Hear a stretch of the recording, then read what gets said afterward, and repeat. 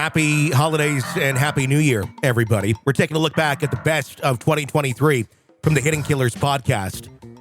And today, a look back at the best of Murder in the Morning. Some of our most compelling stories of 23. Enjoy.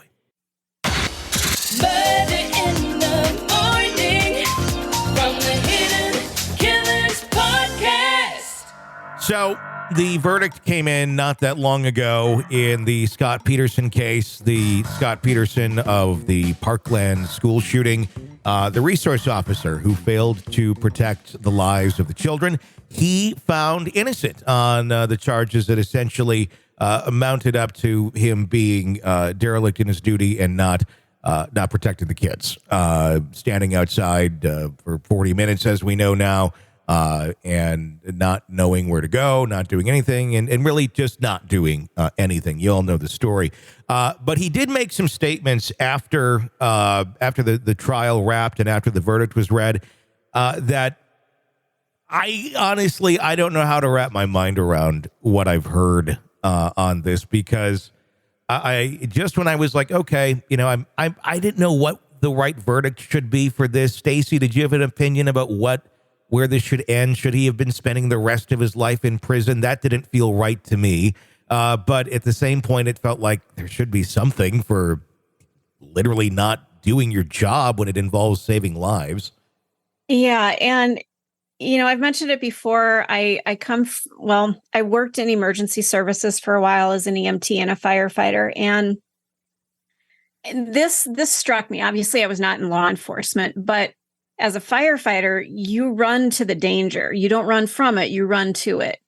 And you train and you train and you train and you work to learn your skill so that when you're faced with the most terrifying thing, which would in our case be a fire, that you wouldn't be overcome with fear, that you would know exactly what to do because you train so well and so hard that it's just muscle memory. Mm-hmm. Here's what I do. Here are the steps.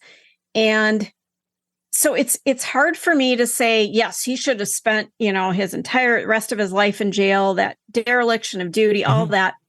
I do have that kind of feeling. But yet I want to say at the end of the day, we're all human. And unless we're faced with that exact situation, we don't know how we're going to react. The fires that I dealt with were pretty minor. What if I had gone to a chemical fire or something where things are exploding around you? Would I have reacted differently and run the other way? I don't know. Mm-hmm. So it's a slippery slope for us to start prosecuting law enforcement for not doing their job. Now, was he sitting at a donut shop, drinking coffee and eating a donut while these kids are being slaughtered? No. Did he? You might as well have done been. more?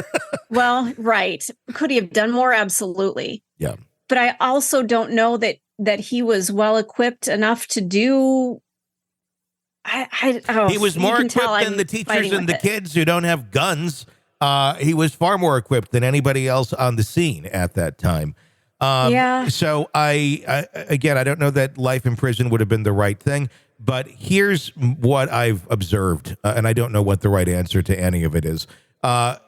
This is a man who reacts in horrible ways, who is a buffoon when it comes to the way he reacts to anything, I get, or at least what we've witnessed in public. And I speak on this, obviously, the way he reacted to the actual shooting, but then the reaction to the verdict. When we saw him... Yeah.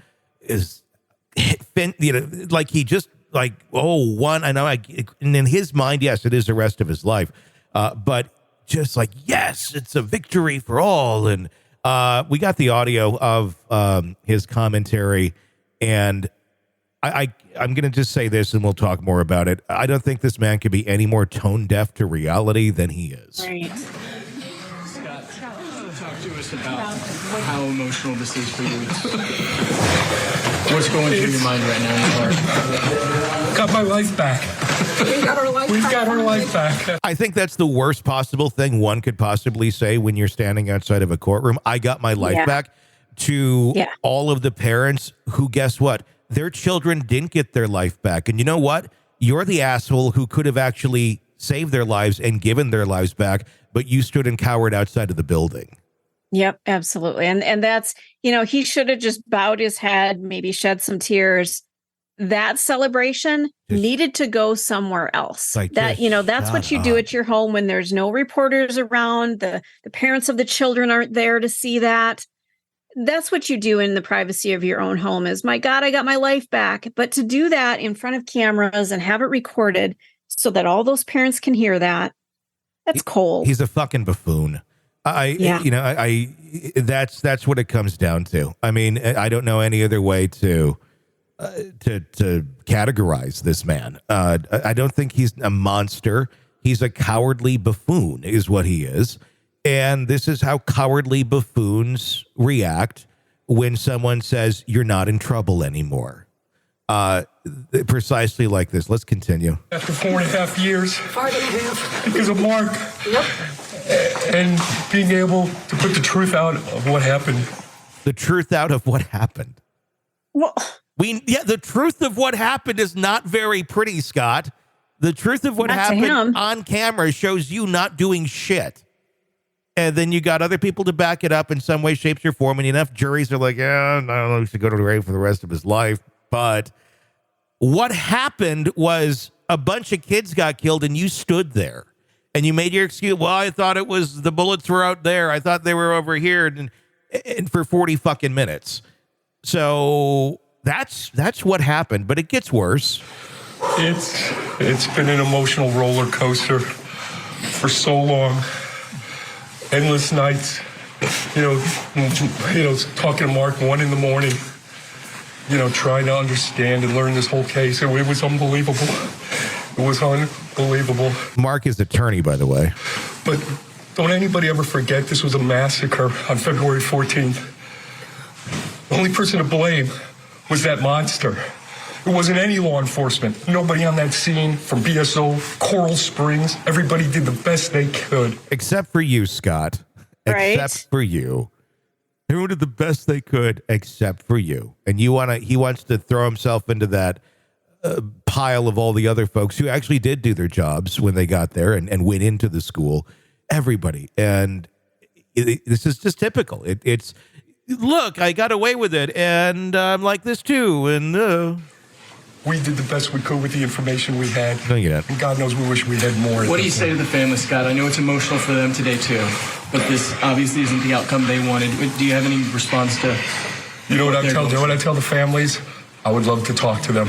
I have no problem calling Mark, saying, hey, we want to talk. We'd like to know everything. I'm there.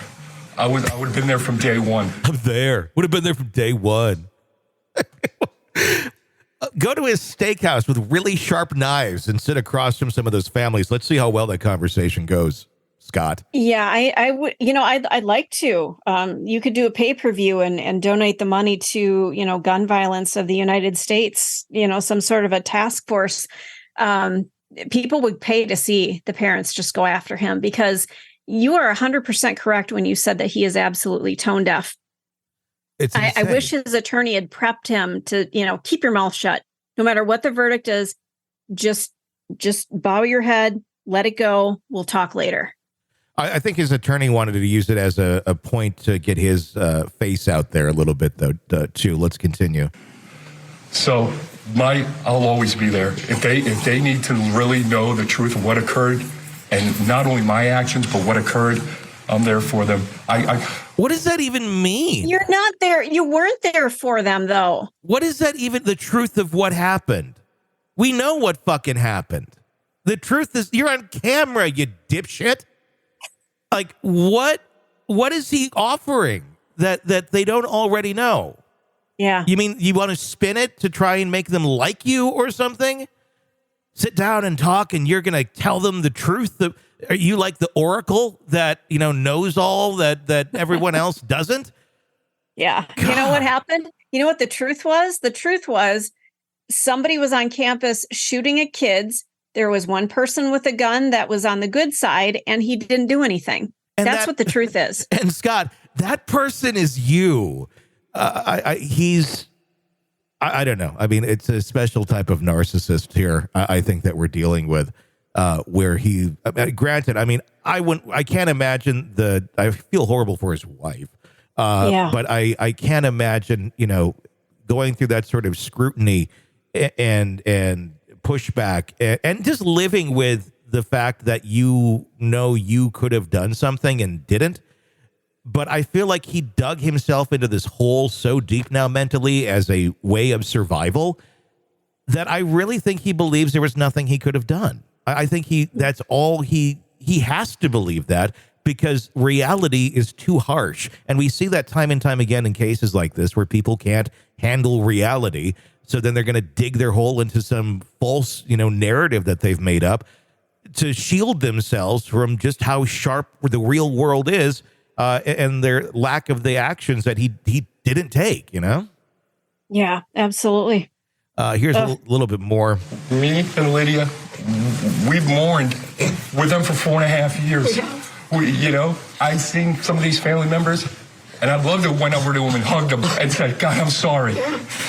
But, I know that's maybe not what they're feeling at this point. Maybe now, maybe they'll get a little understanding, but I'll be there for them. I'll be there for them. Oh, how great. You're going to be there for them. What about the prosecution? What do you say to the prosecutors who brought this case? I'll let Mark talk about that. Here's his attorney. We are extremely pleased with the outcome today. But understand something. This is not just a victory for Scot. It's a victory for every law enforcement officer in this country who does the best they can every single day. How dare prosecutors try to second guess the actions of honorable, decent police officers? Well, nobody's going to question them if they actually are honorable and decent, because those people aren't going to be questioned. The ones that are going to be questioned are the ones that are not honorable and decent and say, stand outside of school as it's being shot up and kids are dying and he's just standing there with the gun, not going in.